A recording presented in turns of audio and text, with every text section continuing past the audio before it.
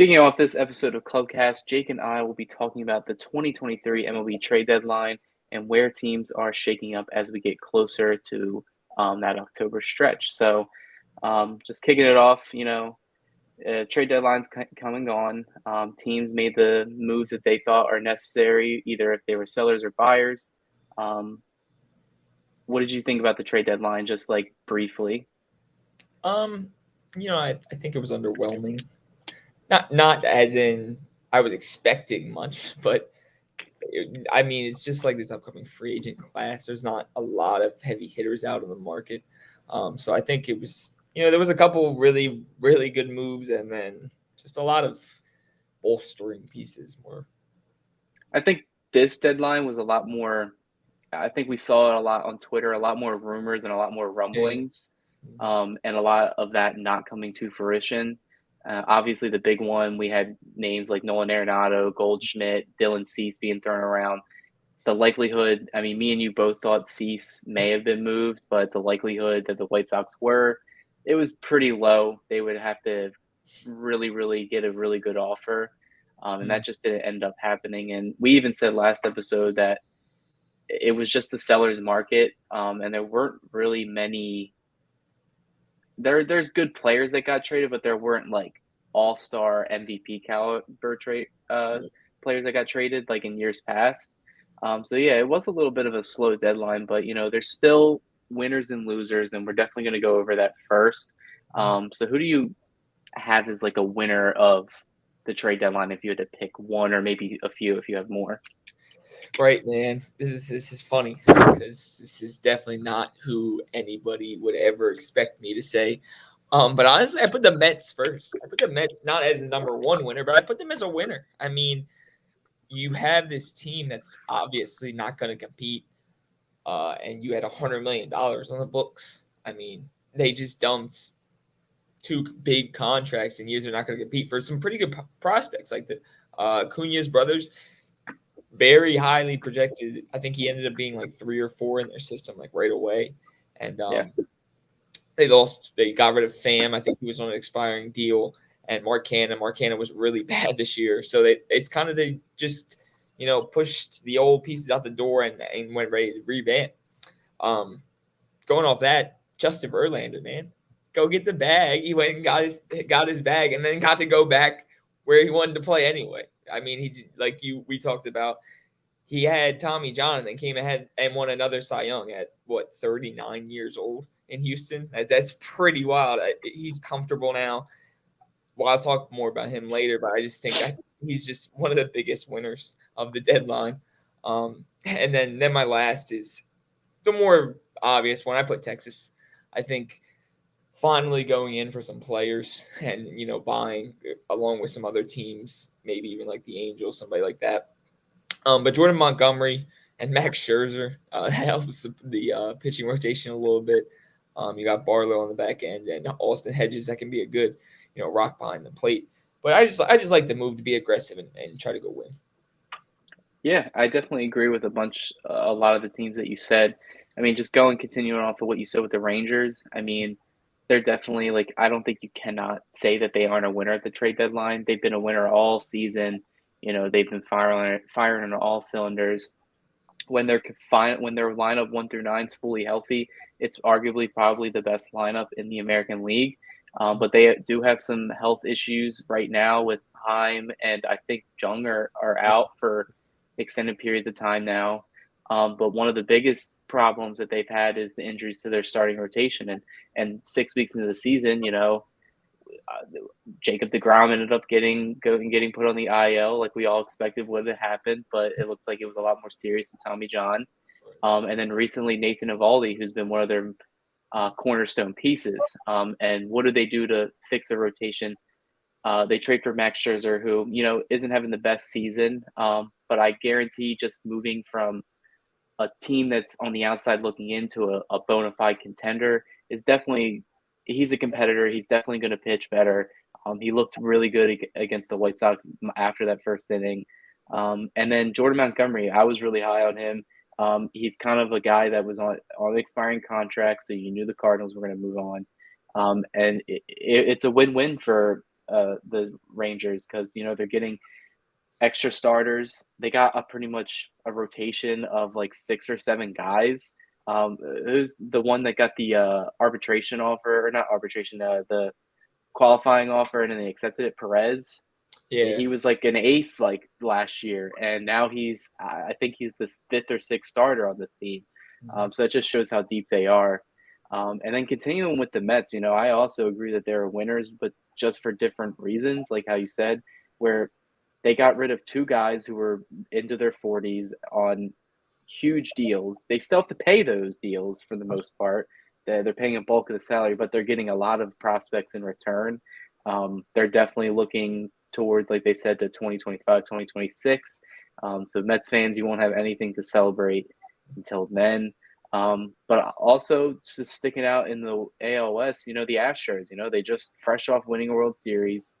They're starting pitching at the beginning of the year. I said it to you. I said, looking at the team on paper from what they did last year, how could you not like their starting rotation? It hasn't been as good as we thought it would be.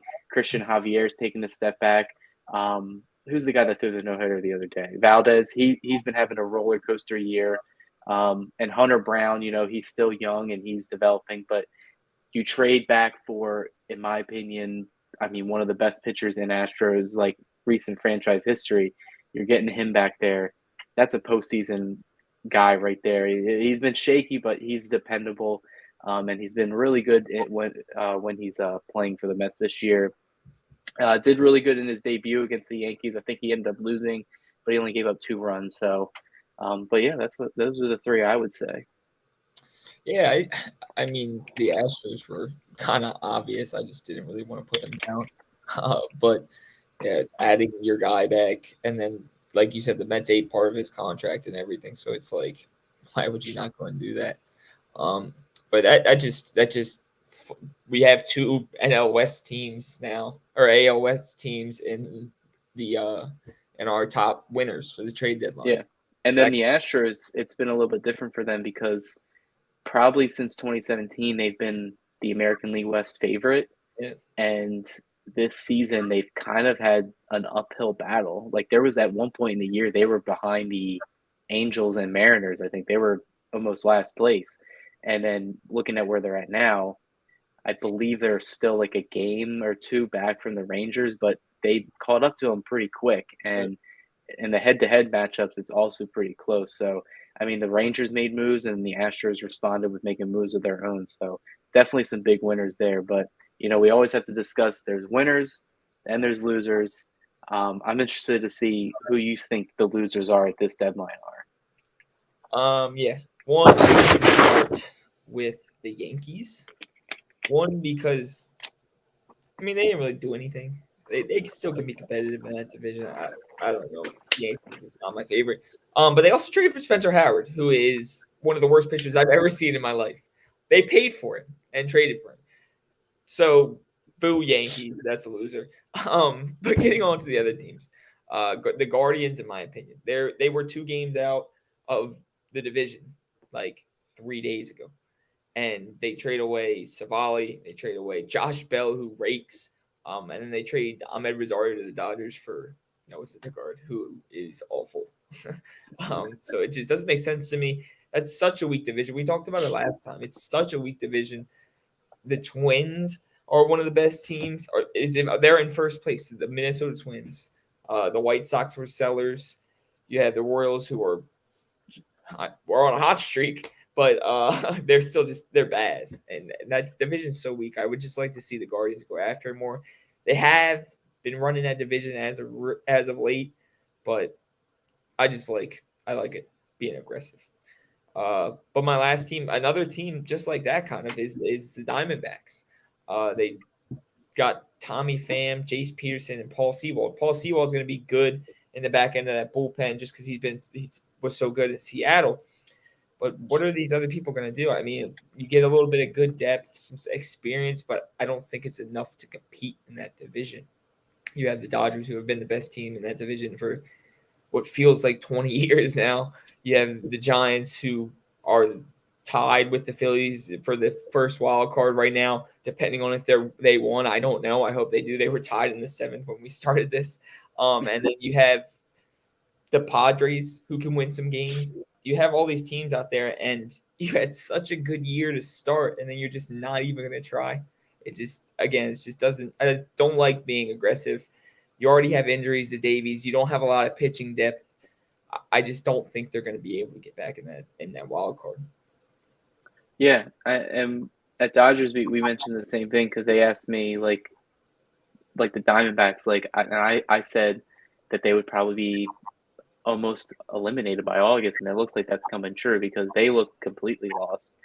And I would say they're one of my losers too because they didn't really need to address the lineup, but they really needed to address the bullpen, which Seawald, he did blow a save when he went in the other day, but he is a good closer. And then they definitely need another starting pitcher because the back end of their rotation, it wasn't getting it done. So that's another thing. But another team that has been really hot the past couple of weeks, you could say like month and a half, that didn't really make any moves was the Cincinnati Reds. You know, they're in a very winnable division. They've been competing with the Brewers and the Cubs, who now are getting really hot. But they didn't make any moves for pitching. And one of the things that's wrong with their pitching is that I think their rotations almost like 4 or 3 of their starters are rookies. So one, they're probably still getting used to pitching in the big leagues. 2, they're probably going to be on some type of innings limit. And then the other thing is that their best pitcher, Hunter Brown, he's still injured right now. They're banking on him coming back, but I mean, he hasn't really shown that he's shown that he has ace stuff, but he hasn't shown the ability to do that on a consistent basis. There was a lot of starters out there that they could have traded for. I mean, they could have probably done something interdivisional if they wanted to do something with the Cardinals. But, just not getting anything really. I mean, I give them a 50-50 pass because a team that was similar to them was the Orioles last year, and everyone gave the Orioles shit because they didn't do anything. But look at the Orioles this year. They're trusting the process. I assume the Reds are doing something similar. And then I agree with you 100% on the Yankees. I don't know what they were doing at the deadline. They didn't sell or buy. They kind of just made a few minor moves to fix their 40-man. And, I mean, there was a lot of players that they could have sold on contracts. They probably should have tried as hard as they could to get rid of Josh Donaldson, who is probably dealing with the phantom IL injury. I mean, like the Dodgers did it with Syndergaard. Syndergaard was never going to pitch for LA again. They managed to get a trade off. The Yankees could have definitely done that as well if they weren't going to buy fully into this team. I don't think they truly believe in the roster because the Yankees, they don't really look good. They don't look good when you watch them. They don't really look good on paper. They're not the Yankees that we're used to from 10, 15 years ago. They're run entirely differently now. And then going back to the AL Central, I mean, you said the Guardians, and one of my teams that I've been high on is the Twins, and they didn't really make any moves at all. And I feel like since they are in first place, they don't need to make a blockbuster move, but they definitely could have traded for like another bat, maybe another starting pitcher, something that could help them because you're not just in it to win the division. You're in it to at least make a deep postseason run, which is something that hasn't happened in Minnesota in like 20 years. They haven't had a playoff win in that long. And I feel like that's just something that they should have done. So I would definitely put them as a loser. But, anyone in that Central Division is still technically in it. So maybe they just feel like, all right, we're going to keep all of our chips in. We don't want to replenish, get into our farm system that isn't really highly ranked anyway, when anyone can really win this division. Yeah, that's honestly what I was thinking. I was like, I thought you were going to say anybody in the AL Central is a loser because none of them want to win. I mean, what the White Sox sold, the Royals aren't trying. The Tigers are trying by adding Nick Maton and these random people to go play for them. And Guardians sold, and the Twins didn't do anything. So, like, what are you going to do in that division? And I like that you added to the Yankees. I just think, like you said, it's not the Yankees of old. I think they're trying to redo that. I think they're trying because they have these guys like Volpe and Peraza, and they're like, oh, we're just gonna, wait for this, or we're just gonna tread water instead of being like, hey, let's add one or two pieces and then go compete. I mean, they're not that far off. They're not a terrible squad, and Yeah. that division's real tight. So I just I like that you added to the Yankees because I think that they could have tried way harder. Well, it's just like the Yankees. It kind of just a lot of the guys that are still in there, they've been running the Yankees for like 20 years, 20 or more years now. And a lot of the fans are really fed up with the way they've handled it, especially when it comes to shortstop. Like Volpe, he's showed some good things. Like one of the things I read today is that he's going to be like the second player to get at least 20 stolen bases, 20 home runs, but still bat under like 200, which is like weird. But then you look at the shortstops that they passed for Volpe or like Peraza and all these other guys, and they're all having really, really good years. Like Simeon, Seager. I mean, even Trey Turner, like he's having a down year, but I feel like the Yankees fans are Rather have Trey dying for Turner that. than Volpe. They're dying for that old Yankees fashion where they just went out and just bought a really good free agent and put him in there. But yeah, I definitely think it's weird the way they've done things. But I really wanted to see the Reds be buyers just because I've seen them beat up on a lot of good teams. I mean, they beat up the Dodgers like last weekend. They took 2 out of 3 in LA. And that's a team I don't want to play in the playoffs, if you're asking me. And that's who we would be lining up to as the second seed. And they just have a lot of spark in them. It's a lot of rookies. It's like a big youth movement there, but it's kind of disappointing they didn't do anything. And then just the AL Central in general, there's a lot of stuff going on right there right now. You know, the Guardians and the White Sox are fighting. So, A lot of things are coming out about Tim Anderson and the White Sox. So, but that's something that we can talk about another time. But it's going on after the losers. You know, we've had a lot of surprising trades that have happened. I just don't feel like there was that much this year. But if you had to pick one or two, what was a big trade that you didn't really see happening or didn't think it was going to happen? I have one that kind of fits that. I kind of should have expected it because this is what they do, and they're annoying like that. But I didn't think it was a good idea. I guess I would say that the Padres started buying all these guys. I don't think that with the additions. I mean, they added Rich Hill. Like I know we love Dick Mountain, but like, what is he really going to do to that team? G-Man Troy, Garrett Cooper, like. Are these guys really going to push you over that edge? And now you're just, it's like they're just throwing darts at a wall trying to find somebody like a Matt Carpenter, then go out there for 3 weeks and hit 300 and then never do anything ever again. But like I said, the Padres, that's just what the Padres do. They always go out and buy, and they overspent. But they made it to the NLCS last year, so who can say anything? Yeah. But my big one, it's kind of two. I'm sure you'll probably touch on it too. Giolito to the Angels and Flaherty to the Orioles is kind of like a mirror trade to me. Those teams never go and buy, and especially they don't go and get pitching. I mean, when's the last time there's been a good, Orioles pitchers? You have John Means and then like Ubaldo Jimenez 15 years ago, and then the Angels, you have Otani and the wasteland over there. I just it was good for me. I liked it. I liked that they went out and bought it. I was just surprised. I just thought they would tread water like they always do, and get a couple mid-level guys and hope it works. Yeah, I definitely agree with the Giolito going to the Angels was a little shocking, just because I thought he was going to go to the other LA team. And then the other one, just Flaherty to the O's. It made sense because they desperately needed this pitcher. I just didn't think they would get like a top of the line guy, but I'm glad it happened. But honestly, I agree with you 100% on the Padres. I think their stuff is just like I see why they did it. So in their mind, they're going. We talked about it before, but also just Dodgers fans. Everyone knows that the Padres' goal isn't to win the World Series. The Padres' goal is to just beat the Dodgers, and they got guys that could beat the Dodgers because the Dodgers, what do they struggle with the most the past couple of years, especially this year? Left-handed pitching. All right, go get left-handed pitcher Rich Hill, who, I mean, I've still seen it. He got lit up on Sunday Night Baseball, but we've seen some things that he still has some gas left in the tank with his 88-mile-per-hour fastball. But then they got G-Man Choi. A lot of the pitchers on the Dodgers this year compared to past years are right-handers. So you get a left-handed DH bat. They needed someone to kind of replace Nelson Cruz, so it looks like they're going to be platooning that DH role. So, that kind of makes sense. Mhm.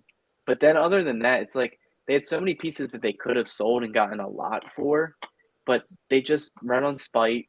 They weren't going to sell. They weren't going to take the Mets route. They don't have the money to sell off some of these contracts. They weren't going to, I don't think they even saw that it was worth it to trade Soto either this year. I don't think he's going to get traded next year either.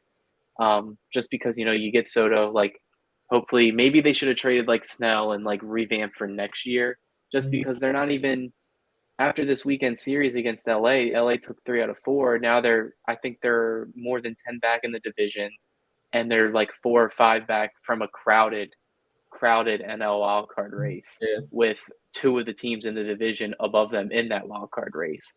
Mhm. So that kind of just doesn't make sense. But honestly, a trade I didn't think was going to happen, but it ended up being more realistic was Verlander to the Astros, because it's very rare that you see a player signed as a free agent and traded in that first year unless that player is having a terrible year. And the Mets, they've said, like Scherzer said in his press conference when he was on the Rangers, that they said they were planning for 2025, 2026. Mhm. Well, Scherzer had an option that was going to get picked up if he pitched at least 140 innings next year. So Mhm. he could have been involved in that like season of their planned contention.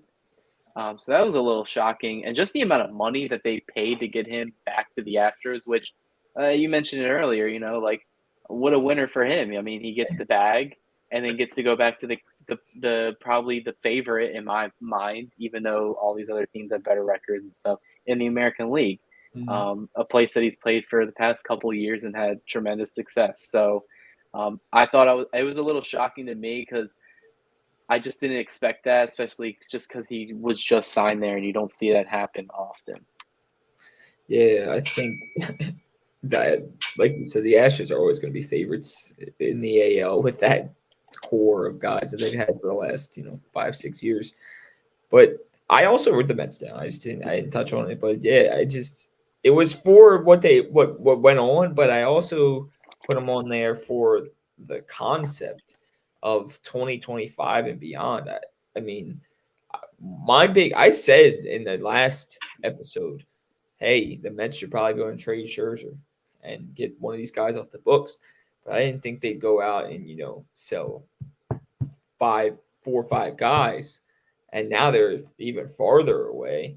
Like, I know the Phillies are real good. I know the Braves are incredible, fucking fantastic 9 out there. But the Mets were just there last year. They won over 100 games. Yeah, Like, it's not that bad of a team. and the Mets, they didn't really have that bad of a farm system entering this year because a lot of the guys that they've had on their roster, they signed in free agency. You don't lose prospects that way. The only guy they traded for was Lindor, and they didn't even give up that much. The only guy that they gave up that was significant was what, Rosario, who doesn't even play for the Guardians anymore. And you know, the Brave, like planning for 2025, 2026, do they not know the Braves roster is signed until like 2030?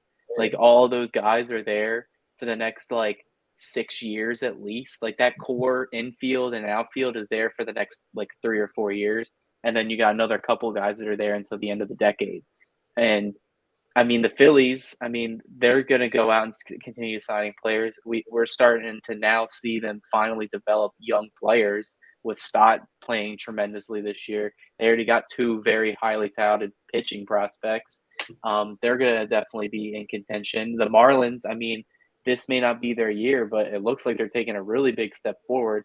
If they get some offense next year, they could be a wild card, like an actual, like, I can pick them to make the wild card. But the Mets, I feel like if they should have done the reverse. They should have, if they weren't off to a bad start. That's the whole thing. They got off to a horrible start where they kind of like dug the grave way too early. If they were similar to the Padres, or maybe a couple more games above them, you probably could have saw the Mets by. But even though they plan for the contention in the next couple of years, I just don't see that they're going to compete with the Braves.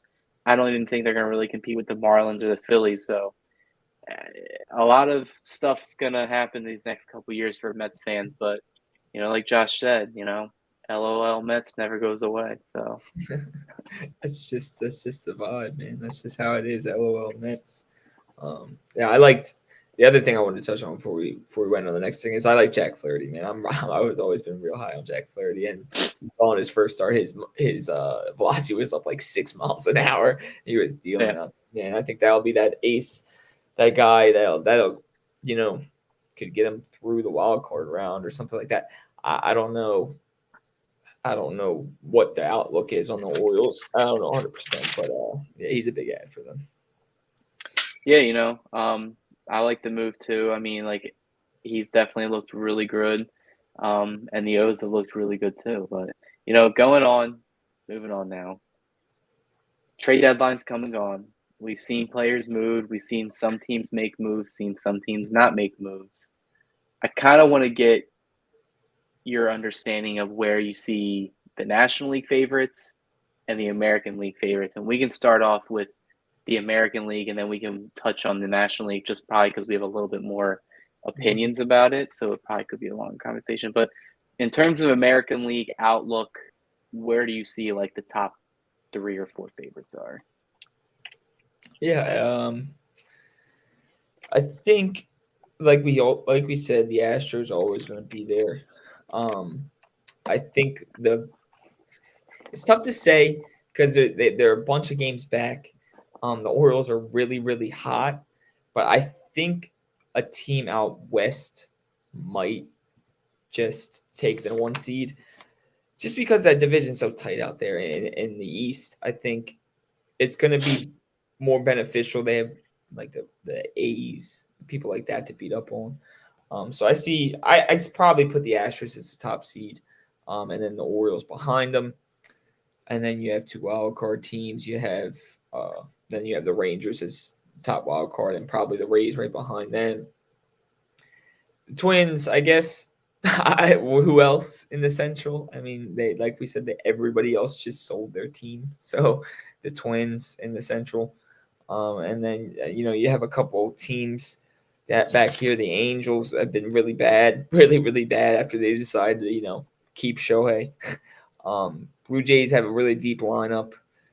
I'd probably have to go with the Blue Jays as the third team, and they have a good shot to beat the Twins in the first round. So. Yeah. I mean, yeah, I definitely agree with all of those. I want to kind of so you touched on the AL West. It's definitely going to come down to the Astros and Rangers. Mm-hmm. Rangers, I believe you said you checked the standings. What's their lead right now? Like As of this was Friday, it was tied. So okay. it's probably a game. If you had to put your money on somebody who's winning that division, I'd say the Astros. They just added Justin Verlander. yeah, I would probably go with the Astros too. I think it's a big toss up, but me and you have also talked about how the Rangers. It just seems like the Rangers are going to have such a really good year, and I think they're just going to lose maybe in the first round. Maybe they get past the wild card and then lose maybe to the Astros in the division series, depending on where seeding lines up. But obviously it's the Twins division to lose in the Central. They got I think their biggest lead of the year at around 3 or 4 games. So, and the rest of the teams kind of look like they're kind of done. Maybe the Guardians can make a push, but they just don't really have the consistent offense to do it. I really like the Blue Jays. They beat up the Red Sox this past weekend. I just feel like the Blue Jays, if they're clicking on all cylinders and everybody's healthy, they probably could be up there with the Rays and the Orioles in like winning that division. It's just the division's so deep, and the American League is pretty top heavy. So you never know what you're going to get with the Blue Jays. But I definitely think the Astros are the favorites right now. It's definitely a toss up between them and the Rangers. I think the Rays, they got off to such a hot start, and they've been like pretty average. I think someone tweeted out after like they went on that really good stretch in the first like month, 2 months. Since then, they have a record under 500. They've lost their division lead to the Orioles. and now the Orioles have a 2 or 3 game lead over them. They just also announced today that Shane McClanahan's probably not coming back this year. So now they got 4 pitchers that were at the beginning of the year that aren't going to be pitching at all for the rest of the year. So that's pretty concerning. I mean, the Rays, if anyone can figure it out, it's the Rays. But that's pretty a big issue. And I'm all in on the Orioles. I hope that they make a good postseason run just because it would be really fun to see a team kind of similar to the Astros in like 2016, 17 when they finally got all their players up and they won the World Series. It would be cool to see the Orioles kind of do it the right way without cheating. So, but it's definitely cool to see them, especially since we live close by to like Baltimore. Like you went there the other day. Like it's a really good stadium. It's a really good atmosphere there. So, I definitely think the Orioles are also up there. It's just the big question mark is their starting pitching, and can Jack Flaherty, is he going to be the one and only guy that can be your legitimate ace when the rest of the rotation has ERAs north of 4? So, but other than that, the American League, I think it's really top heavy. I think it's always just going to come down to Houston versus probably anybody. And Houston's been to what, I think 5 or 6 straight ALCSs, so it's kind of their league to lose, I guess. Yeah. But the National League's where there's a lot more conversations. So I'm interested to see what you think about the National League. Yeah. We have to talk about it. Braves are the 1 seed. We all hate it. They're probably gonna win like 100. I hope they break the record so they'll lose in the first round. But they're gonna win a bunch of games. We don't have to touch on that anymore. Dodgers most likely going to be the 2 seed. I mean, they're just a better team. Just like the Rays, they always just find the ways to win. I'm sure you'll talk about them way more. So I'll skip over them. I think the Phillies are the 3rd best team in the NL. They've been playing real well lately. I'm probably a little biased with that, but that lineup, if they're all hitting like they should be hitting, it's the best lineup in the one of, I'll say, a top 2 lineup in the league, probably. I think since maybe June, I think the top 3 records were LA. I think LA was 3 and Philadelphia was 1 or 2 since then. So I would agree with you there. Yeah, I saw that. It's because, I mean, people were talking about adding bats and all this thing. And then they looked at the WRC, which is the average for the league, is 100. And if you looked at Turner, Harper, Schwarber, Remuto, Castellanos, all together, the WRC was 100. That's why we weren't winning games. I mean, those guys weren't producing when you needed them to produce, and now they are. We added Lorenzen. I'll touch on that later. I'm sure we'll go over that way more. But the Phillies are the 3rd best team in the NL. I think they'll be first wild card. I'm in with you. I like the Reds. I think the Reds win the division. I don't think the Brewers are that good, honestly. I always hate on the Brewers, and they always come out and win. And then when they get into important games, they lose. So they kind of win and they kind of lose. But I think the Reds can win that division. The tough part is, like you said, they have a lot of rookies in the rotation, so playoff experience and coming down the stretch and going through those hard times when you're throwing your 180th inning of the season. You've never done that before. So I like the Reds out there. It's going to be tight though, and then you have Giants, 2nd wild card. And then probably Brewers in the last one. I mean, the Diamondbacks could come and do something. Cubs have been kind of hot. Dansby's been raking. I like seeing that. So that's, like we said, it's a lot more even in the NL than it is in the AL. But I think those top 5 teams are probably those top 5 teams at the end of the season. Yeah. Yeah, I agree with a lot of the teams you said. I do have a couple different ones. But I'll just get off with the Dodgers first. Obviously, bona fide 2 seed. I'm pretty sure the Braves, like you mentioned, we won't really go over the Braves because we know how good the Braves are this year. We know how good the Braves have been the past probably five years. In terms of how to run an organization, I'd probably say the 3 teams you look at is the Dodgers, the Rays, and the Braves. And they all have a similar style, but also a unique style the way they do things. But Braves, they're well over 100 wins probably. Definitely going to be World Series aspiration. So, but the Dodgers, they made a lot of moves, but this is a year that I've said before it's not the year that they're going all in. Like every year, yes, you expect to win. I mean, they're the Dodgers. This is a team that they don't care about just making the playoffs. They care about winning the World Series. If they don't, it's not a good year for them. But this is a year that they didn't really go in and all in on the trade market. They didn't really go all in on the free agent market. They kind of wanted to reset, let some of the younger guys play. And the fact that they've had as many injuries that they've had, it's kind of a shock that they are in first place by a lot of games right now. I mean, I feel like if any other team had to go through that, they wouldn't really get through it. And everyone likes the hate on him in Dodgers fans, but if you had to pick me of who's winning Manager of the Year right now, I think it has to be Dave Roberts, just because the fact is that not only has he managed this team so well, he's managed it with so many injuries. I mean, we talked about it earlier. You're moving Mookie Betts from right field, and he's playing second base and shortstop. The fact that he's able to get that in the lineup is just crazy to me. But Dodgers definitely probably winning the division. They're probably going to be the 2 seed just because of the Braves and how good they are.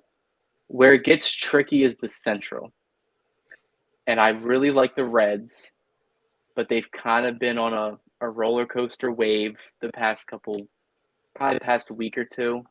The Brewers, they have really good pitching. They just can't fucking hit for anything. They won't trade for hitters. They can't sign hitters, but they can develop starting pitching, and that's their strength. Can it get them through the rest of the regular season with offenses like the Reds and the Cubs, who are super hot playing? I don't think so. I mean, they have a 2-game lead right now. That's nothing in the NL Central. I mean, they kind of the Brewers would win like maybe 3 in a row, and then they'll lose like 6 in a row. So anything can happen.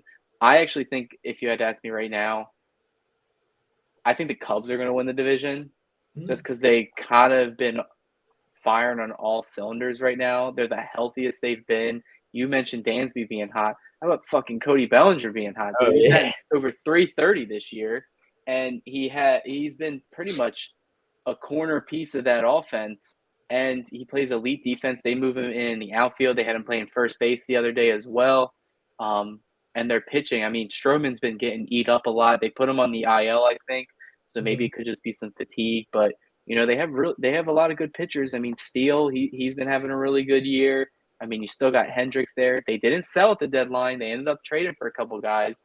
They traded for what's his name, Calderario from the Nationals, and he's been hitting really well for them over there too. So, I mean, the Cubs, it just seems like they're going to be that team that they trusted the guys that they had, and they're just going to go in, and they've been really hot since the All-Star break. So I think they definitely ride that wave. I think on paper too, the Cubs just look like the most complete team on that division. With the way the guys have been playing, not any team in that division really is complete. I mean, on paper, I guess you could say the Cardinals, but just because of what happened to them, and now they sold off a lot of guys. It's definitely, I think, the Cubs division for the taking. I mean, they're not leading it, but they can definitely take it. And then I'm 50-50 on the Phillies because I still think there's a couple issues that they have to address. I still am concerned about Nola and Wheeler. But in terms of wild card, I mean, it's definitely them or the Giants. It's like the one or the two. The Giants, I'm also the same thing. I mean, like, it just seems like they find a way to win because it doesn't. I can't find like a single player that's on that team that's like really good. Mitch Haniger was having a really good year, but then he got hurt. They traded for fan favorite AJ Pollock, who's been having like a okay season, but he can smash against lefties, which is what he's probably got traded there for. And then, I mean, who gets that last wild card spot? I mean, who's in it right now? I mean, just checking it. Chicago technically has it because they won today. So I mean, that's what the playoffs we're looking for right now. I mean, if I had to bet on paper, I would say the Braves are going to win, but they're probably going to be first round exits anyway. So that's what you hope for. But I think it's really, really competitive in the National League compared to the American League, because even the teams that are underneath the outside looking in, like in the hunt, they're still really good. Like Miami has really good pitching; they can kind of click. Arizona got off to a really good start, but they've kind of fallen off. And then the Padres are still only 3.5 back for as much shit that we talked about them. They're still close enough. So, but I agree with a lot of the stuff that you said. It's just the NL Central is our only biggest issue. Yeah, man. I mean, you have 5 teams, within 3.5 games in the NL for that last wild card spot. I mean, this is gonna be the fun. The most fun it's gonna be in a while. I mean, you never really had that many teams competing for that kind of stuff. But I like the Cubs, man. I'm in on the Cubs. I'll take the Cubs as a 3. I like I said, like you said, it's a toss up. I mean, the Reds. I think their experience may hurt them. I think that might be their biggest flaw. But they have a lot. They have a lot of talent, and a lot of skill, a lot of energy, and yeah, it's just that's what gets you places, man. I just like the that. Reds are the one team I don't want to play in the playoffs, at least in the first or second round, because if it's a 3-game, say like you had to play, if you're a team and you have to play them in the wild card round. Yes, it's 3 games now, but still, it's such a short sample size that anything can happen. And then even in a 5-game series, like the way it's matching up, like if they win the division or if they're a wild card round, they would play the 2 seed, so that would be the Dodgers. And I don't want to play the Reds for whatever reason. They just know how to hit our pitching, and even though their starting pitching isn't great, if Hunter Brown's back and he's throwing 100 plus in game 1, I'm going to take him winning that game over probably Kershaw. So that's a team that's scary. It's just, can they play consistent enough compared to the other teams in that division that have shown that they can do, that they have done it before, like the Brewers and the Cubs. Right. I just am never high on the Brewers, man. I like the Cubs. Totally forgot about Cody Bellinger. I'm not gonna lie. That motherfucker is amazing. I mean, I don't gotta tell you, but Cody Bellinger. I mean, like you said, he's a big cornerstone in that lineup. And that's just another team that's really talented. They get hit, man. They got some hitters on the team. Um, it's a toss up for the 1-2 in that division. I think with the Reds and the Cubs. Yeah. Well, we talked about a couple trades, but there's always predictions for certain guys when they go to new clubs. Some players get traded because they're bad. A couple other guys this deadline got traded because buyers wanted these players. So, what's a player or players, if you have multiple, that predictions for their outlook of the season, whether good or bad? One I really wanted to talk about to start with was Verlander. Like you said earlier, he wasn't having a great year. It wasn't a terrible year. It wasn't a great year.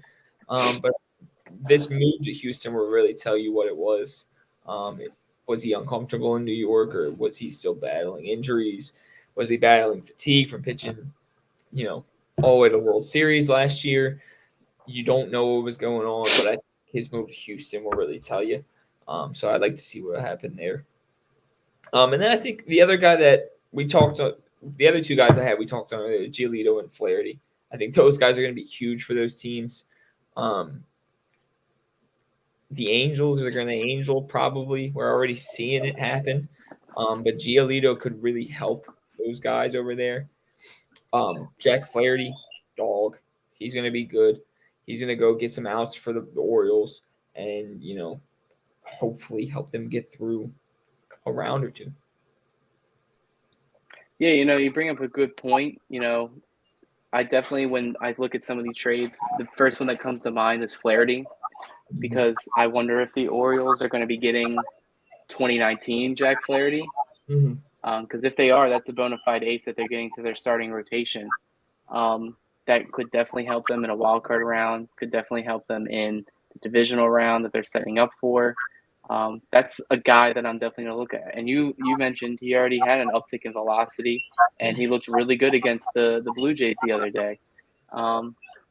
Another one that I think that is kind of a fan favorite of mine that I'm glad is back is Kiki Hernandez, man. And the Dodgers got him for nothing, and I think the biggest struggle for him has been just that when he was on the Dodgers, he was a utility guy. He got the spot start, he moved around, came in halfway through the game. But when he went to Boston, besides the first year he was there, he wanted to be a starter. That's why he left LA. So that means you're getting a lot of at bats. That means you're getting a lot of opportunity for pitchers in the league to figure you out.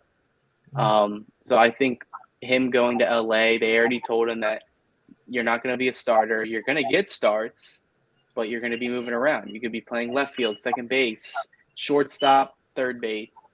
And in his short sample size since being back since the other day, he's batting well over 300, has a couple doubles, has a home run. And, I just think the way his season was looking in Boston was depressing. He was a sub-WAR player, and and and he gets to LA. I don't know if you saw the clip of him dancing in the dugout and all that. Like he's just a vibe. Like that's just the player he is. And I think this is the best like culture that the Dodgers clubhouse has had in a while. So, it's really good to see him get a change of scenery for a trade, but I definitely like the move for that one. Yeah, I think Kiki's another one like Verlander. It's like I like seeing things like that because is it a comfort thing or is it a skill thing? Kiki was bad in Boston. Uh, Los Angeles could really help him out, man. He like you said, he walked right in that clubhouse with his balls out, and then he was back. Like that, he was back home, and just seeing Kiki like that just makes the league better, man. All right, yeah, and then moving on, like briefly, obviously last episode we highlighted our teams, so the Dodgers and Phillies. Both teams made moves this deadline.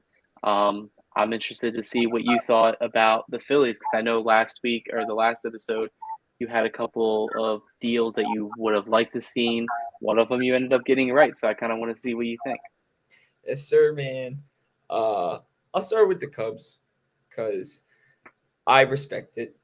I wanted Cody Bellinger and Hendricks, but the Cubs are gonna go win, so I'll leave them alone.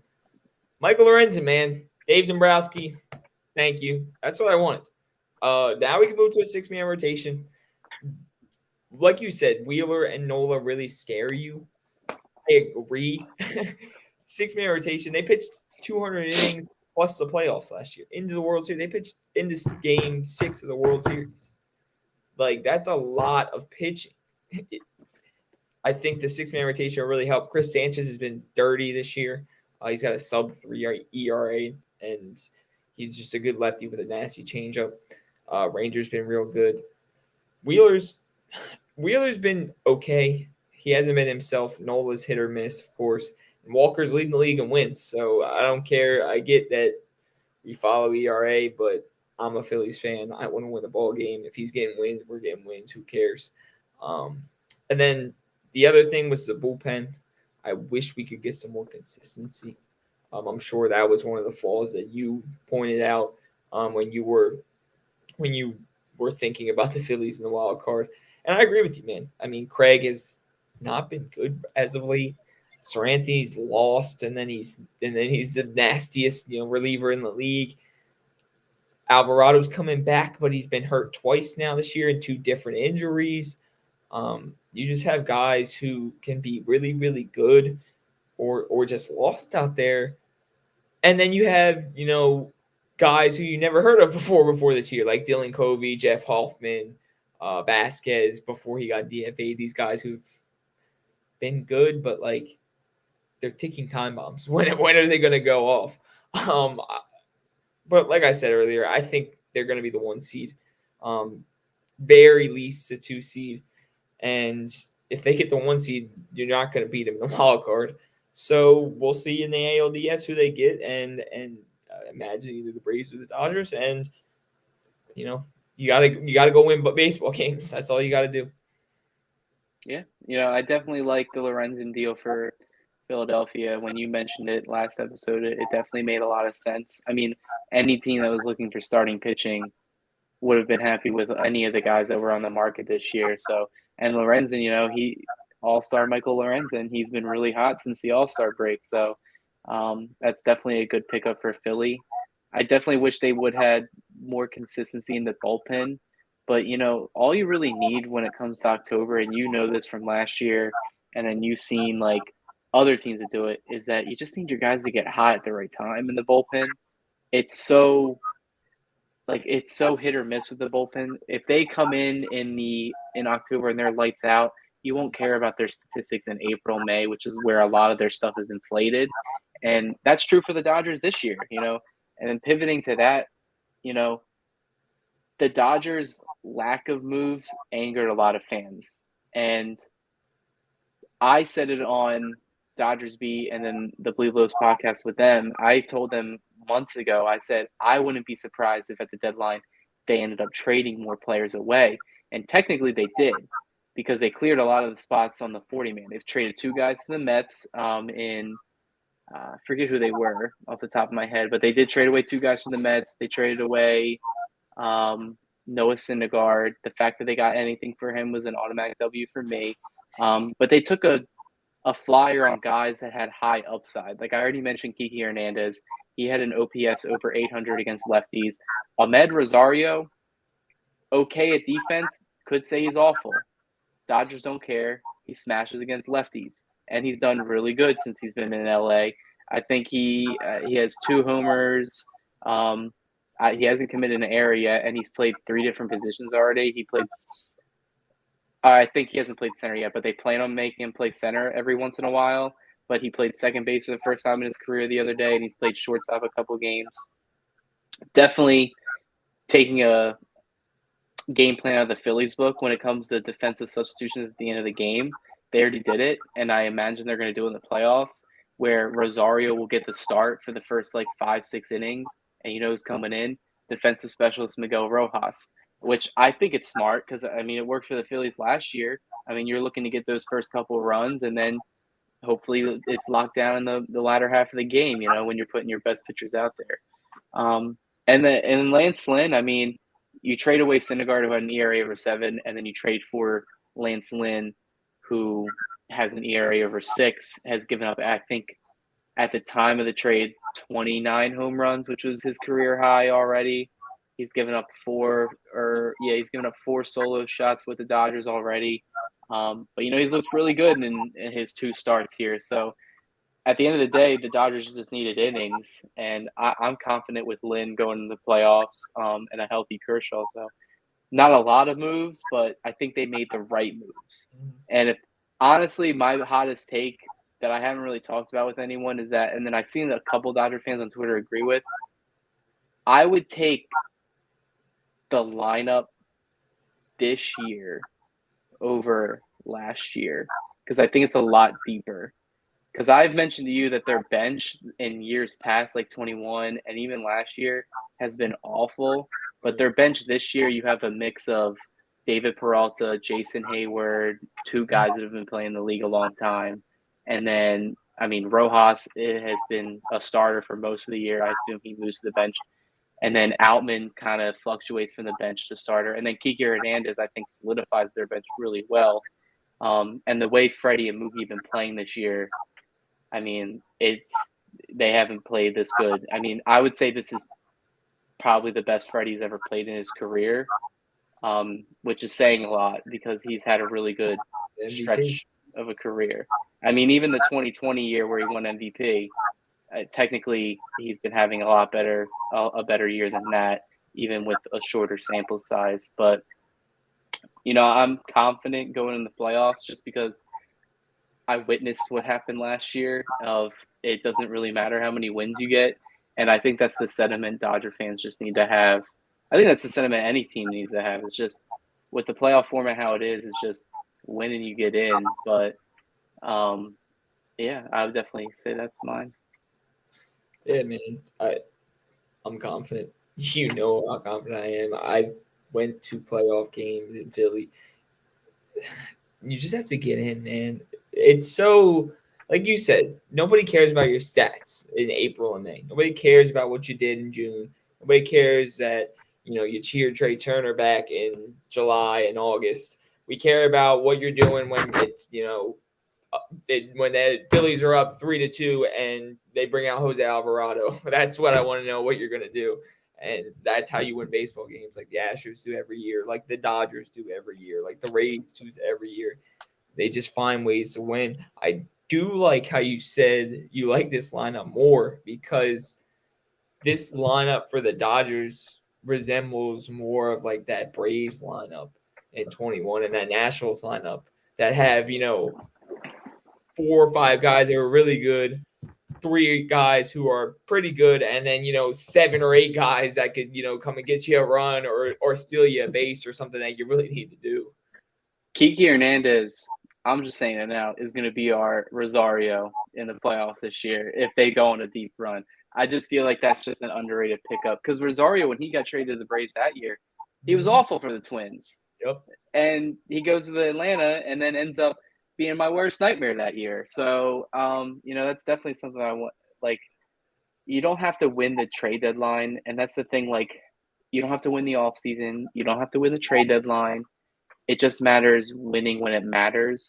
And I think the Dodgers have done it enough in the past that they can make any move, and I'm going to be like, okay, yeah, I'm with it. It makes sense. The only time they've lost anything like that was with Syndergaard this past year, and you can't win them all. You can't fix everybody, and that's just a big thing. Ending on this note, though, another question I have for you is: we brought up the Angels and how they didn't sell. We also brought up the Padres and how they didn't sell. There's been a lot of talk about how to go about the trade deadline now, especially now that we have 2 years of this new wild card format under our belt. Is there anything you would do to the trade deadline to make it better for more action that you would do in the next year?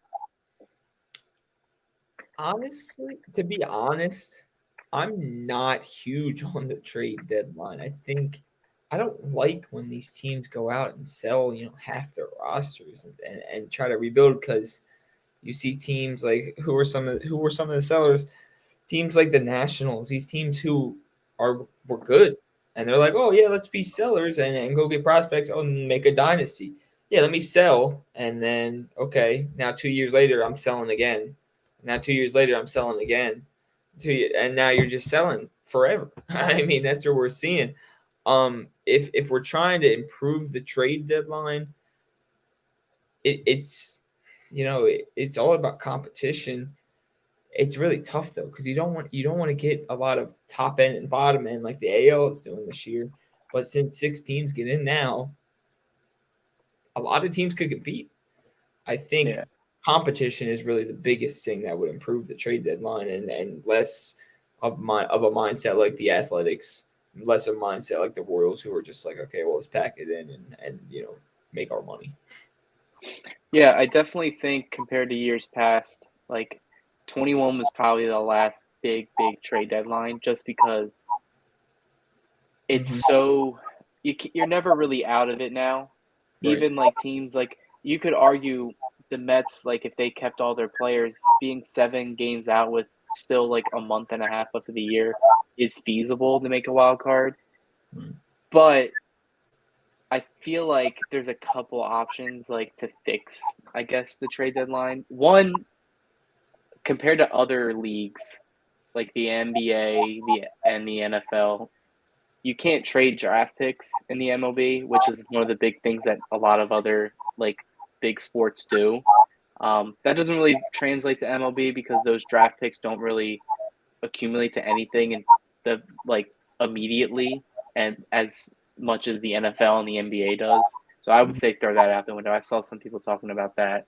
I think, and I haven't seen many people bring it up, I think to make the trade deadline more interesting and also give more teams like the Padres and the Angels and these other teams that were kind of on the outside looking in, they should probably consider bringing back the waiver deadline, because I feel like that gives teams that we're kind of like in the middle of it at the end of July, gives them another couple weeks to reassess. They're not going to get as much back, but they're going to at least get something back. Because I can guarantee you, if the Angels, when they went and bought on the trade deadline, and then they're at where they're at now, which is where it's looking like, I think Bankers had them 1% making the playoffs now. They're 8 games out from a wild card spot. Right. They would probably consider trading not maybe Ohtani, but maybe another player. Or the Padres may consider trading Blake Snell. I mean, the last big waiver deadline deal was Verlander to the Astros, and that happened like in late August. Right. And not many people will remember that. I think it would be interesting to bring back the waiver deadline, or maybe extend the deadline maybe a week into August. But at the end of the day, I just don't think many teams are going to sell, like you said, anymore, because it's anybody can really realistically do it. Like, they can make it now. Right. Yeah. Waiver deadline would be cool. I like that extra time to get those extra pieces to try to bolster your roster. But I don't know, man. I just like go compete, man. Like if you're gonna go buy. Like don't. Okay, let's see in 2 weeks. Okay, let's see in 2 weeks. That's what you go and see in 2 weeks, and then you're at the trade deadline. And now it's like, oh, trade deadline. Let's add this. It's like, dog, just go fucking compete. Like go try to win. Like I get the rebuilding process, but if everybody goes and tries to win, it evens out. Build an organization. Don't build a season, in my opinion. Yeah, I definitely agree with that. Well, that about does it for this episode. Any closing thoughts? Man, I'm ready, man. I'm hyped. These Phillies got me hyped these last couple of days. I'm hoping when I turn this off, I got another W. But I'm sure we'll see our teams in the playoff this year, so it'll be hype. All right, yeah. That'll do it for this episode. Like I said, we'll be back soon with different topics to talk about other than the trade deadline. So just keep it posted. We'll keep everybody posted. All right. Have a good one.